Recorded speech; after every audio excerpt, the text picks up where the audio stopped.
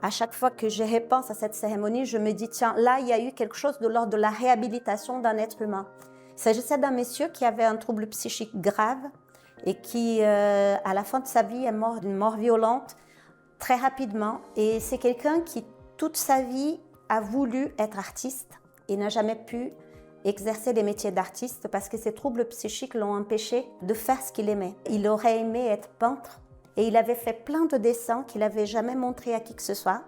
Et au moment de la cérémonie, la famille a eu l'idée de faire une exposition de ses peintures et c'était très, très, très émouvant. Et au moment d'inhumer, ses meilleurs amis ont amené de la peinture et ils les ont déposés dans le cercueil. Et je trouvais ça vraiment un moment très, très fort, je ne l'oublierai pas.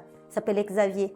C'est souvent le même qui revient. Les gens viennent écrire sur le cercueil, mais ça peut être aussi déposé. On a eu notamment, c'était une couturière, donc les gens sont venus déposer des morceaux de tissu.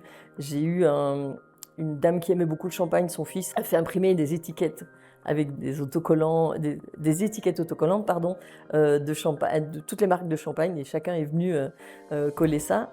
Mais une cérémonie où il y a eu beaucoup de rituels, et c'était il y a 2 ans, et ce sont les 4 filles du défunt qui ont proposé, c'était Monsieur Sanchez, et, qui ont proposé des rituels où il y a eu une danseuse de flamenco.